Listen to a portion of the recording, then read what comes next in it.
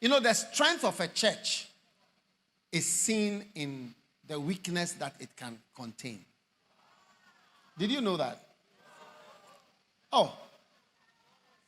You see, one of the things that makes a nation strong. I don't know whether you are interested in this is a short message. One of the things that makes a nation strong or a church strong is the weakness that it can contain and the mistakes and the weakness that it can stay with and survive with. It's not in it being perfect, because there's nothing perfect. Once it's a human institution, there's weakness. So when the church is strong, it will look after and especially contain, accommodate, and include the weakness. Romans 15 and verse 1.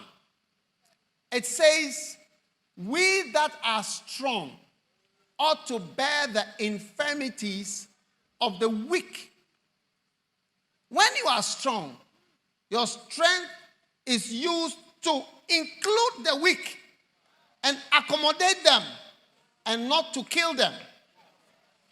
You see, when Hitler came to power in 1939, one of the things that he did was that he rounded up all cripples, mentally ill, what do you call these children that don't speak, and all those people, and he killed them.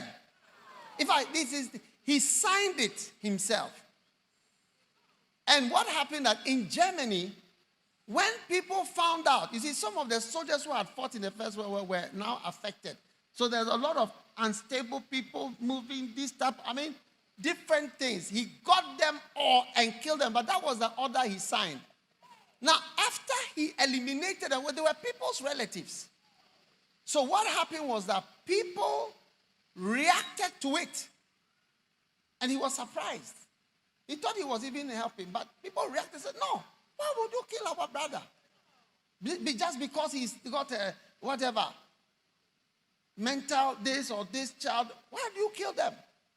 They didn't like it. That is why Hitler never signed any other order. So, you know, the final solution, why he gave the order to kill all the Jews, it was because he signed this one and the outcry, he decided not to sign anything again. So you will not find his signature anywhere for all the other orders to kill the Jews. It was his lieutenants, Adolf Eichmann and Himmler and those other guys. They signed, they signed all those things. His henchmen. But he didn't sign it after this one. Because there was a reaction. Because he was killing Germans. He was killing the weak.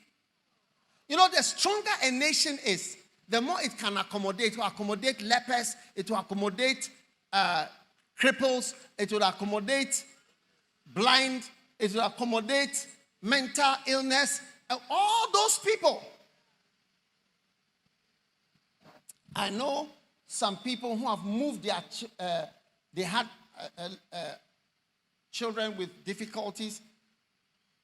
When they grew, they decided to move them to America because in America, they will even pay you to look after somebody with a problem.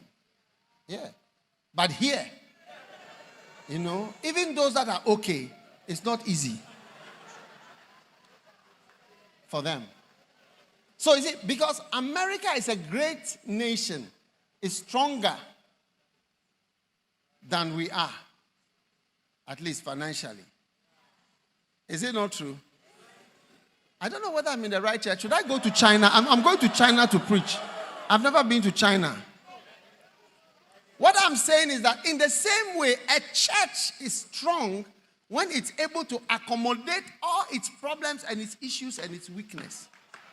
It shows that the church is strong. Just like a nation. Say that whether you are mentally ill or whether you are blind, you never see in England or America those people that roll on the floor. In Ghana, you see them at the airport. If you don't take care, you drive on them. Yes.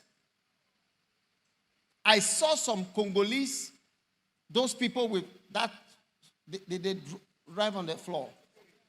I don't know what it's called, that condition. Yeah. And they were being interviewed on television. And they were explaining, they said, look, we would die if we don't beg. He said, we have to beg, otherwise we would die. We begged, they interviewed them and they took them to where they are staying. Some of them even were married. Yes. He said, this is where we are. We said, we will die if we don't beg. We have to beg. You see, the greater a nation or the greater a church, the more it is able to take weakness. The strong, they bear the infirmities of the weak. Amen.